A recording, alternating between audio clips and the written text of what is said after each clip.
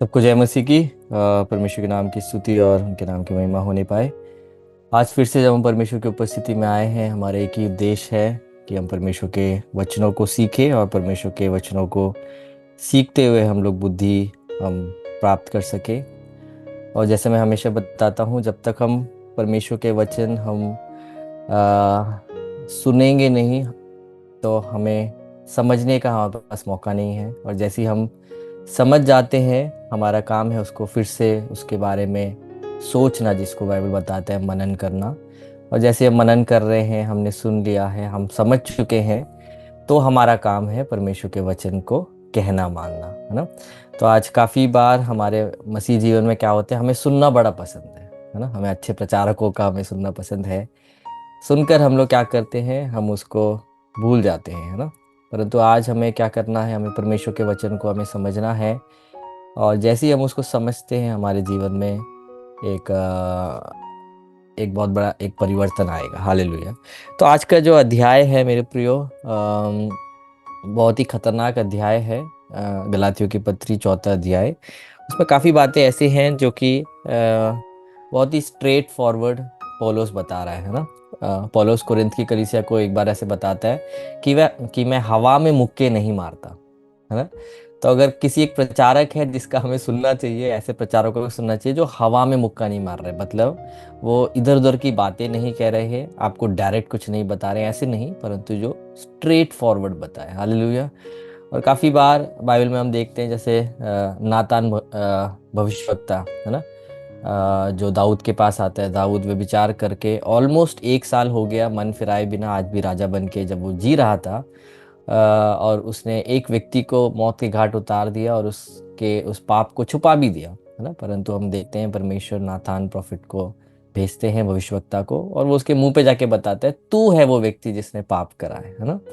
तो धन्यवाद हो उन सब परमेश्वर के दासों का जो बिल्कुल स्ट्रेट हमसे बात करते हैं, वचन से बिल्कुल हमें खराई की शिक्षा हमें सीधा देते हैं, है ना। उसके लिए मैं परमेश्वर का धन्यवाद करता हूँ। आज हम लोग चौथे आयत पर अपने ध्यान को बढ़ाएंगे। आप सबके साथ प्रार्थना में आप बने रहिए, ताकि आज परमेश्वर का आत्मा हम सबसे बात करने पाए। तो आज हम गलातियों की पत्री उसका चौथा अध्याय हम लोग देख रहे हैं।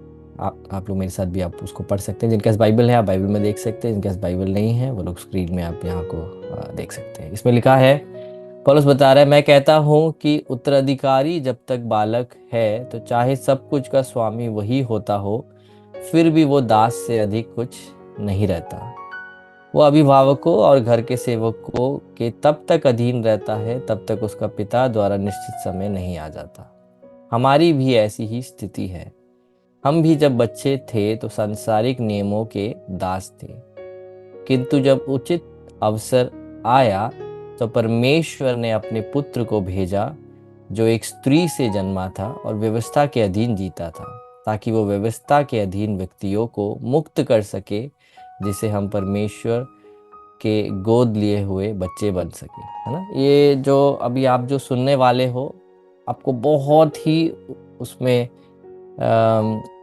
गहराई में सीखने वाली बातें हैं, परंतु हमारे पास समय की कमी है, तो हम उसको ऊपर से उसको समझेंगे। और पौलुस यहाँ पे क्या बता रहा है उसको मैं आपको एक्सप्लेन करूँगा। तो यहाँ पे लिखा हुआ है कि भले ही एक एक बच्चा हो जो अपने पिता के भवन में और पिता के प्रॉपर्टी का वारिस क्यों ना हो, परंतु जब वो उसका एज कम होता है तो उसको ये चीज़ सौंपा नहीं जाता, है ना। उसके बिहाफ में काम करने वाले, उसकी देख रेख करने वाले, या उस घर में जो सेवक लोग होते हैं, है ना, वो सेवक लोगों का भी दर्जा उस पुत्र से बढ़कर होता है ना। ये हम सबको पता है। हर हर कंट्री का नियम के अनुसार एक पर्टिकुलर एक एज के बाद ही जो पिता का जो संपत्ति है, बच्चा पूर्ण रीति से उसको हासिल कर सकता है ना। तो पौलुस 2000 साल पहले उस समय के सोशल सिस्टम के अनुसार हमको वो चीज़ बता रहा है। और अभी भी अगर हम देखें तो ज़्यादा फर्क नहीं आया, है ना। एक एज होता है, क्या कहते संसार के अनुसार, जिसके बाद ही बच्चा पूर्ण रीति से उसको हासिल कर सकता है ना। तो हमको उसी उदाहरण के साथ यहाँ पे पौलुस बता रहा है कि पहले हम किसी किसी चीजों के अधीन थे, है ना, और वो सारे बातें थी जो हमारे पर प्रभुता किया करती थी, है ना। परंतु जैसे ही समय की पूर्ति हुई, है ना, यहाँ पे लिखा हुआ है, हमारी भी ऐसी स्थिति थी, तीसरा वचन, हम भी जब बच्चे थे तो सांसारिक नियमों के दास थे, है ना। एक समय था जब हम भी इसको मत खाओ, उसको मत छुओ, है ना, ये मत पहनो, है ना, ऐसे वाले चीजों से ही हम लोग अपने जीवन को गुजारा किया करते थे, है, या सांसारिक बातों के अनुसार ही हमारा चाल चलन रहता था, है ना। किंतु जब उचित अवसर आया तो परमेश्वर ने अपने पुत्र को भेजा जो एक स्त्री से जन्मा था, है ना। परंतु वो करेक्ट समय, जब प्रभु को सही समय लगा, प्रभु ने अपने पुत्र प्रभु यीशु मसीह को भेजा, है ना। ये बहुत ही ज़रूरत है, मैं आपको अंडरलाइन करके फिर से बताता हूँ कि हमारा परमेश्वर, आज जितने भी लोग वचन सुन रहे हैं, आप ये ध्यान रखिएगा, हमारा परमेश्वर समय से पहले करने वाला परमेश्वर नहीं है। हालेलुया। अगर वो समय से पहले काम करता है तो क्या है, उस बात में या उस विषय में अहमियत नहीं रही, है ना, प्रभु को महिमा नहीं मिलती है ना। और हमारा परमेश्वर ऐसा भी परमेश्वर नहीं है जो समय के बाद करता हो, क्योंकि अगर समय के बाद अगर प्रभु करेगा, काफी बार हमारा विश्वास टूट जाता है ना, हम लोग कुड़कुड़ाहट की अवस्था में चले जाते हैं ना। तो बाइबल में एक चीज बहुत सटीक तरीके से है कि प्रभु हर चीज समय से करता है। हालेलुया। आज आप जिस भी परिस्थिति से गुजर रहे हो, आपको ये वचन को याद रखना है कि जैसे ही उचित समय आया, है ना, प्रभु के कैलेंडर में जैसे ही वो समय आया, है ना, इंग्लिश में जो उसका जो वचन लिखा हुआ उसमें से लिखा हुआ है कि but when the set time had fully come, है ना, या हिंदी में जो समय जब जैसे ही पूरा हुआ प्रभु के वॉच में, प्रभु के कैलेंडर में, तभी प्रभु यीशु मसीह को यहाँ पे भेजा गया। और इसमें लिखा हुआ है स्त्री के द्वारा जन्मा हुआ, है ना। जब एदेन की वाटिका में जब परमेश्वर ने आदम के सुनते हुए, हव्वा के सुनते हुए और सांप के सुनते हुए परमेश्वर ने बोला था कि स्त्री का एक पुत्र जनेगा जो सांप के सर को कुचलेगा, है ना। तो आपको ये समझना है, जब जब पिता परमेश्वर इस बात को जब भविष्यवाणी के रूप में जब बता रहे हैं, तो आदम और हव्वा ने क्या सोचा होगा, अब उनका जो बच्चा होने वाला है वो होगा। हालेलुया, है ना। तो हम देखते हैं कैन से लेके आबेल से लेके जितने भी उनके वंशज आए, है ना, सबके अवसर पर यही सोचा होगा, ये होगा जो करेगा, है ना, है ना। तो इसीलिए यीशु मसीह का इंसान के रूप में या इंसानी शरीर में ढलना और इंसानी रीति से पैदा होना वो बहुत ज़रूरी था, है ना। आने वाले समय में हम एक बाइबल स्टडी करेंगे जिसमें मैं क्रिसमस के विषय में आपको मैं समझाऊंगा, और यीशु मसीह के जन्म के विषय में, है ना। यीशु मसीह का जन्म नॉर्मल था, बट यीशु मसीह किस तरीके से क्या कहते हैं, मरियम के कोख में आए, वो अलौकिक था, है ना। आपको समझने की बहुत ज़रूरत है ना। तो उस विषय में हम लोग बात करेंगे, बट बाइबल बहुत क्लियर है कि परंतु जब समय पूरा हुआ तो परमेश्वर ने अपने पुत्र को भेजा जो स्त्री से जन्मा था, है ना। यीशु मसीह स्त्री से जन्म लेकर हमारी तरह, लहू के लहू, हमारे मांस के मांस की तरह प्रभु यीशु मसीह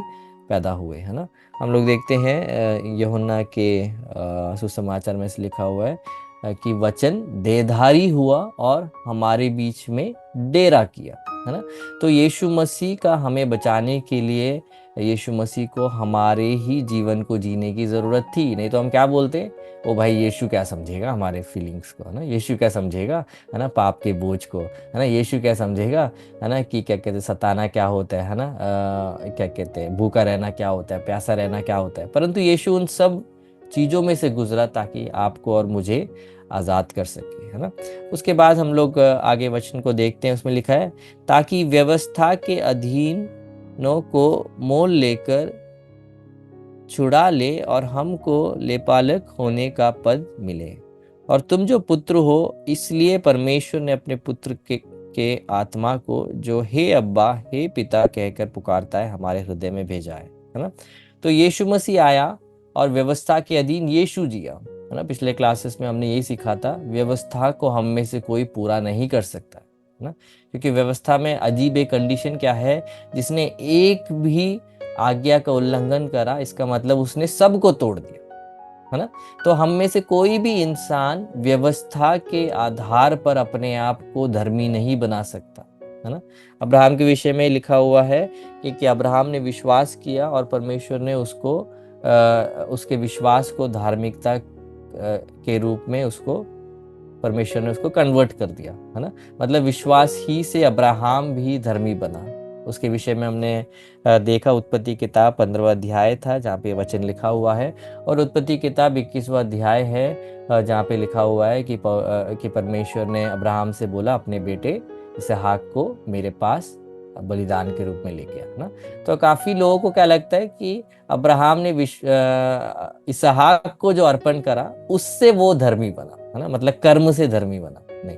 परंतु बाइबल क्या बता रहा है 15वें आयत में, मतलब ऑलमोस्ट 5 अध्याय पहले बाइबल हमको ये बता रहा है ना, ताकि अब्राहम भी जब नए यरूशलेम में जब प्रवेश करेगा, है ना, वो भी अपने कॉलर को ऐसे करके नहीं बोलेगा भाई मैं आ गया। आपको समझ आ रहा है, हम में से कोई भी स्वर्ग में पहुंच के नहीं बोलेगा भाई मैं आ गया, है ना। बट हम लोग क्या बोलेंगे, मैं आ गया प्रभु यीशु मसीह के वजह से।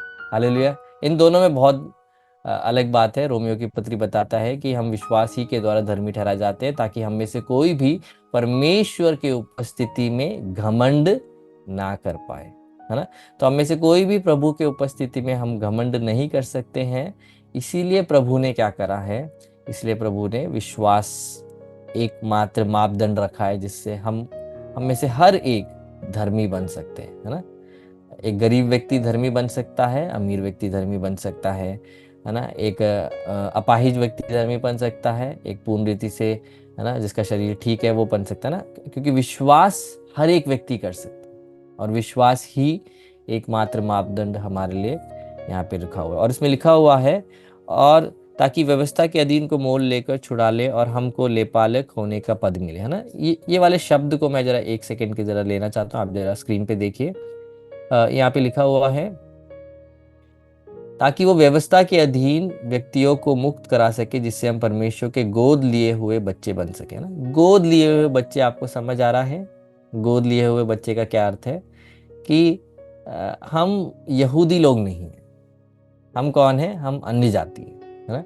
हम अन्य जातियों को भी प्रभु ने अपने लोग होने का जो अधिकार दिया है, वहां से ये शब्द आता है लेपालकपन, है ना, या इंग्लिश में उसको अडॉप्शन बोलते हैं, है ना। तो पवित्र आत्मा का एक और टाइटल हम क्या देखते हैं? Spirit of adoption. ठीक है, पवित्र आत्मा के हम काफी नामों को देखते हैं जो उनके कार्यों से जुड़ा हुआ है। उसी में ही एक कार्य है कि पवित्र आत्मा के द्वारा परमेश्वर ने हमें गोद ले लिया है ना। गोद लेने के विषय में आप जानते हो ना, है ना, लीगल डॉक्यूमेंट्स पूरे करने होते हैं, है ना, रिक्वायरमेंट्स होते हैं, है ना। वैसे ही हम जो अन्य जाति थे, एजिकल की किताब में लिखा हुआ है कि हम क्या थे? हम क्या कहते हैं? जंगली दाखरस थे। ठीक है, परंतु हम जंगली क्या कहते दाखलताओं को परमेश्वर ने अच्छे दाखलताओं के साथ जोड़ दिया। उसको इंग्लिश में ग्राफ्टिंग बोलते हैं, जहाँ पे आप एक टहनी को काट कर उसको एक पेड़ के साथ आप जोड़ देते हो ना। ये सारी बातें जैसी मैं बताता हूँ मैं बड़ा एक्साइटेड हो जाता हूँ। क्यों? क्योंकि परमेश्वर ने हम सबको मौका दिया मेरे प्रियो, है ना। आज हम परमेश्वर को हम अपना पिता के रूप में हम बोल सकते हैं ना। सिर्फ यहूदियों का ही खुदा नहीं है अब परमेश्वर ने सबको मौका दिया है कि हर कोई यीशु मसीह के द्वारा उनको पिता बोल सके, है ना। हम देखते हैं यूहन्ना का सुसमाचार 1 अध्याय उसका 12वें आयत में ऐसे लिखा है, जितनों ने उस पर विश्वास करा उतनों को उसने परमेश्वर की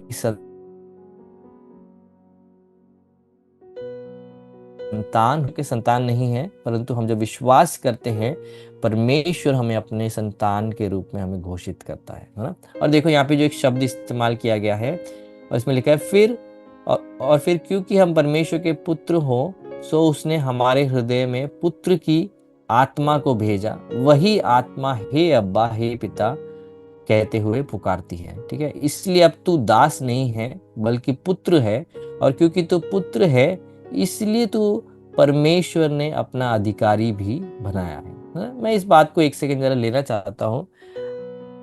आप जैसे ही आप प्रार्थना में बैठते हो,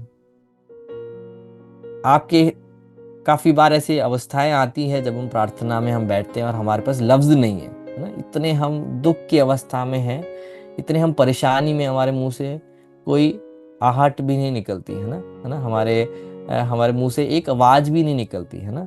परंतु तब भी हमारे मन में ऐसे एक भरोसा है, एक विश्वास है, हम जिसके पास आए हैं वो सिर्फ इस ब्रह्मांड का रचयिता ही नहीं परंतु मेरा पिता भी है ना, है ना। और तुरंत हम जैसे ही अपना मुंह खोल के, है ना, मैंने काफी लोगों की प्रार्थनाओं को सुना है। मैं जो बोल रहा हूँ प्लीज उसको पूरा सुनना, मुझे गलत मत समझना। काफी लोगों की प्रार्थना सुन के आज भी लगता है कि वो प्रभु के साथ के उस घनिष्ठ संबंध को जो नए नियम में है उसको समझ नहीं पाए हैं, है ना। मैं एक ऐसा व्यक्ति हूँ जिसकी प्रार्थनाओं का बहुत आलोचना लोगों ने किया है, क्योंकि मैं बहुत ही सरल प्रार्थना करता हूँ जैसे यीशु ने सिखाया, है ना। हे हमारे पिता तू जो स्वर्ग में है ना। परंतु काफी लोगों का प्रार्थना अगर आप जांचोगे, शायद आप भी उन लोगों में से होंगे, है ना, वो आज ही पुराने नियम की तरह प्रार्थना करते हैं ना, सेनाओं के सेना यहोवा परमेश्वर सर्वाधिकारी परमेश्वर, है ना। इतने बड़े बड़े शब्दों का इस्तेमाल करते हैं, मुझे डाउट होता है वो खुदा को खुश करने के लिए कर रहे हैं या आसपास के, है ना। मुझे थोड़ा सा डाउट है, क्योंकि प्रभु यीशु मसीह के द्वारा हमको एक घनिष्ठ एक संबंध में प्रभु यीशु मसीह लेके आए, है ना। पुराने नियम के किसी भी भविष्यवक्ता ने, है ना, किसी भी क्या कहते हैं भक्त ने परमेश्वर को पिता नहीं बुलाया है ना। सब ऐसे ही बुलाते थे, है ना, हे अब्राहम के परमेश्वर, इसहाक के परमेश्वर, याकूब के परमेश्वर, क्योंकि उनको वैसे ही उन्हें प्रार्थना करना पड़ता था, है ना। यानी तो क्या कहते हैं, वो परमेश्वर के अधिकार और परमेश्वर के सामर्थ्य को याद कर कर वो बोलते थे, है ना। परंतु मेरे प्रियो, अब क्योंकि हम नए नियम में हैं, हमारे पास उससे भी एक अमेजिंग हमारा एक रिश्ता है ना। आप सोच के देखो, ये उदाहरण मैं हमेशा देता हूँ, आज फिर से दूंगा, है ना। आपने जो अपने पहले शब्द जब बोले होंगे, है ना, पा है ना, या दादा, ऐसे कुछ बोला होगा शायद आपने पहले शब्द, है ना, वो सुन के आपके पेरेंट्स इतने एक्साइटेड हो गए होंगे, ओ भाई साहब, है ना, पापा बोला, है ना। परंतु सोचो अगर 20-21 साल के बाद भी अगर आप पापा के साथ के डाडा डाडा यही बोलते हो तो आपके पापा क्या बोलेंगे, भाई अभी तक ग्रो नहीं हुआ है ना, कुछ प्रॉब्लम है इसको, है ना। यानी तो सोच के देखो, आपको अपने पापा से आपको कुछ ज़रूरत है और आप पापा के पास आके आप बोल रहे हो, पापा आपको याद है ना, इस साल, है ना, इस महीने, है ना, 11:07 में, है ना, जब मैं पैदा हुआ था आपने आके मुझे देखा, है ना। और एक दिमाग वाला पापा होगा, पूछेगा बेटा तू ये सब छोड़, तुझे क्या चाहिए वो बता। तो तो क्या कोशिश कर रहा है, आपको समझ आए। काफी बार हमारी प्रार्थनाएं भी इतनी फेक हो गई है कि रिश्ता नहीं है तो हम ऐसे घुमा फिरा के, है ना, 15 घंटा हम लेते हैं प्रभु के साथ ठीक होने में, है ना। हालेलुया। ऐसे नहीं है मेरे प्रियो, प्रभु के साथ जो निजी रिश्ते में चलते हैं, आपको ये समझना है कि अब पवित्र आत्मा के द्वारा हमको परमेश्वर को हे अब्बा, है ना, अब्बा क्या कहते हैं, हिब्रू वर्ड के रूप में हम लोग देखते हैं, ठीक है, जिसका एक ही अर्थ है पिता, ठीक है। तो हे अब्बा, हमें उनको अब्बा बुलाने का, हम उन्हें पिता बुलाने का परमेश्वर ने अब हमें मौका दिया। अब इसलिए यीशु मसीह ने, है ना, जिसको हम देखते हैं क्या कहते हैं, परमेश्वर के प्रार्थना के रूप में, लॉर्ड्स प्रेयर के रूप में, उसमें शुरुआती लफ्ज ही क्या है, हे हमारे पिता तू जो आसमान में है ना। तो हमको एक निजी, एक ऐसे एक घनिष्ठ एक मित्रता और एक संबंध में प्रभु यीशु मसीह हमें आने का हमें अधिकार दिया है मेरे प्रियो। तो वापिस आप अपने कहे सुने, है ना, अपने क्या कहते हैं, दूसरों को खुश करने वाले ऐसे वाले प्रार्थना के लफ्जों को छोड़कर, है ना, बिल्कुल घनिष्ठ संबंध में निकले हुए प्रार्थना के लफ्जों को आप लेके आए, है ना। मैं ये नहीं बोल रहा कि पुराने नियम के अनुसार, है ना, परमेश्वर के टाइटल्स को याद करके प्रार्थना करना गलत है, मैं ये नहीं बोल रहा, गलत नहीं समझना मुझे, बट मैं बता रहा हूँ कि अब हम नए नियम में हम प्रभु को और घनिष्ठता से हम और नज़दीकी रूप से हम परमेश्वर को हम संबोधन हम कर सकते हैं ना। मैंने एक उदाहरण सुना था एक बार, जब एलिजाबेथ जो रानी थी इंग्लैंड की, जो कुछ साल पहले वो मर चुकी है, तो वो जब बच्ची थी तो उनके जो पापा थे, जो कि पूरे यूनाइटेड किंगडम के या ब्रिटिश एम्पायर के वो राजा थे उस टाइम पे, तो वो उस रूम में आते हैं जहाँ पे एलिजाबेथ अपने बहन के साथ वो कुछ खेल रहे होते हैं, तो वैसे अंदर आते हैं, वो उनको देखते हैं, और उसके बाद वो चले जाते हैं रूम के बाहर। तो एलिजाबेथ ऊंचे आवाज में बुला के बोलते हैं, मैं हिंदी में इस बता रहा हूँ, बोलते हैं कि पापा वो दरवाजा जरा बंद कर देना। ठीक है। तो आसपास के लोग सारे घबरा जाते हैं, ठीक है, जो उनके कोर्टियर्स होते हैं, ठीक है, क्योंकि किसको बोला जा रहा है, राजा को बोला जा रहा है दरवाजा बंद करने के लिए, है ना, लाखों करोड़ों लोगों के ऊपर अपने सामर्थ्य को, अपने अधिकार को रखने वाले, है ना। पर क्योंकि रिश्ते में एलिजाबेथ के वो पापा थे, उन्होंने बात मानी। आपको समझ आया? तो हमारी प्रार्थनाओं का लय बदलना है, ढंग बदलना है ना। कुछ लोग की प्रार्थना ऐसा लगता है कि प्रभु को आज्ञा दे रहे हैं, है ना, प्रभु ये हो जाना चाहिए, है ना, मैं आज्ञा देता हूँ। भाई हम आज्ञा देने वाले हम कोई नहीं है प्रभु, है ना। परंतु क्यों प्रभु हमारी प्रार्थनाओं को सुनता है? क्योंकि एक रिश्ता है। आपको समझ आया? मैं विश्वास कर रहा हूँ आज काफी लोगों को ये कॉन्सेप्ट बाइबल के आधार पे समझ आएगा, है ना। तो उसने लिखा हुआ है कि इसलिए परमेश्वर ने अपने पुत्र के आत्मा को, जो हे अब्बा हे पिता कहकर पुकारता है, हमारे हृदय में भेजा ना। तो पवित्र आत्मा है जो हमको हमेशा याद दिलाता है हम परमेश्वर की संतान है ना। जब शैतान हमें बोलता है भाई तू पापी है, अब प्रभु तुझे दूर फेंक देगा, है ना, प्रभु को तुझसे कोई लेना देना नहीं है ना, तो क्या करता है, पवित्र आत्मा हमें याद दिलाता है तू परमेश्वर की संतान है ना, तू वापिस तू मन फिरा कर आ सकता है ना, तुझे आज भी प्रभु फिर से ग्रहण करेगा ना। आपको समझ आया कि शैतान का क्या कार्य है और पवित्र आत्मा कैसे हमारे अंदर कार्य करता है। इसलिए 7वां वचन, इसलिए तू अब दास नहीं परंतु पुत्र है, और जब पुत्र है तो परमेश्वर के द्वारा वारिस भी हुआ है ना। तो अब क्योंकि हम दास नहीं हैं, है ना, हम नौकर नहीं हैं, मैं आपको इसके कॉन्टेक्स्ट में आपको मैं समझाना चाहता हूँ, ये प्रभु का दास है ना, है या ये सेवा, इस सब का क्या अर्थ होता है इसको मैं समझाना चाहता हूँ। मैं थोड़ी देर में उस बात को बताऊंगा, क्योंकि यहाँ पे ये शब्द बार बार इस्तेमाल किए गए भाई कि तुम दास नहीं हो, तुम पुत्र हो, है ना। तो यहाँ पे पौलुस क्या बोल रहा है उसको मैं यहाँ पे समझाऊंगा। इसमें लिखा है कि यदि अगर हम पुत्र है तो हम वारिस भी हैं। किस चीज के वारिस? हमारे पिता के पास जो है उसके हम वारिस है ना। और हम देखते हैं मत्ती की किताब में यीशु मसीह बताता है कि एक समय आएगा जब पिता के क्या कहते हैं, हम जब वहाँ पे खड़े होंगे तो हमें बोला जाएगा आओ क्या स्वर्ग के वारिस हो जाओ जो तुम्हारे लिए पहले से ही प्रिपेयर किया गया है ना। तो जब हम परमेश्वर की संतान है, हमारे कुछ अधिकार है, कुछ उत्तरदायित्व है ना, क्योंकि हम प्रभु को रिप्रेजेंट कर रहे हैं, वो है मसीह जीवन, है ना। तो ये हमारा टॉपिक नहीं है, इसको मैं यहाँ रोकना चाहूँगा, परंतु मैं समझाना चाहता हूँ आपको कि क्या हम पुत्र हैं या क्या हम परमेश्वर के सेवक हैं। ठीक है, इसको आपको ध्यान से समझना है, क्योंकि पौलुस काफ़ी जगह अपने आप को सेवक बोलता है, काफ़ी जगह वो पिता परमेश्वर के रूप में वो संबोधन करता है ना। तो ये क्या कुछ कॉन्ट्रडिक्शन है क्या, है ना, या कुछ क्या ये तालमेल बैठ क्यों नहीं रहा है? अगर आपको कभी आपको लगा है, मैं आपको समझाना चाहता हूँ कि हम कौन हैं। हम प्रभु यीशु मसीह के द्वारा हम क्या है, हम परमेश्वर की संतान हैं, ठीक है। रिश्ते में हम परमेश्वर के हम संतान हैं, परंतु हमको अगर प्रभु ने अगर कुछ बात को सौंपा है, कुछ उत्तरदायित्व अगर हमें परमेश्वर ने सौंपा है, उसको हम सेवा के रूप में देखते हैं, ठीक है। तो रिश्ता हमारा परमेश्वर के साथ रिश्ता हमारा परमेश्वर के साथ पुत्र का है, तो भी हमको प्रभु ने अगर कुछ काम दिया है तो उसको हम लोग सेवा के रूप में हम लोग देखते हैं ना। वही पौलुस बताता है कि परमेश्वर ने मुझे विश्वास योग्य मानकर मुझे सुसमाचार की सेवा को मुझे सौंपा है ना। तो मिनिस्ट्री को कभी भी रिश्ते में प्रभु के साथ में कंफ्यूज ना करें, है ना। आप प्रभु के कुछ लोग बोलते हैं, ठीक है, जस्ट हम लोग के लिए बोलते हैं, जो लोग सेवा करते हैं हमको प्रभु के दास बोलते हैं ना, और जो सेवा नहीं करते उनको विश्वासी बोलते हैं। नहीं, ऐसा नहीं है, प्रभु के दास भी विश्वासी ही है जो सेवा कर रहे हैं ना। ऐसा नहीं है कि प्रभु के दासों के अंदर विश्वास नहीं है, ऐसे नहीं है। उसका एक तात्पर्य है, उसका एक संदर्भ है। तो पौलुस जब यहाँ पे जब बोल रहा है कि हम लोग गुलाम नहीं हैं परंतु हम परमेश्वर के बच्चे हैं, और अगर हम बच्चे हैं तो हमारे पास परमेश्वर का जो भी है उसमें हम परमेश्वर के हम वारिस भी हैं, तो वो उस कॉन्टेक्स्ट में बोला जा रहा है, ठीक है।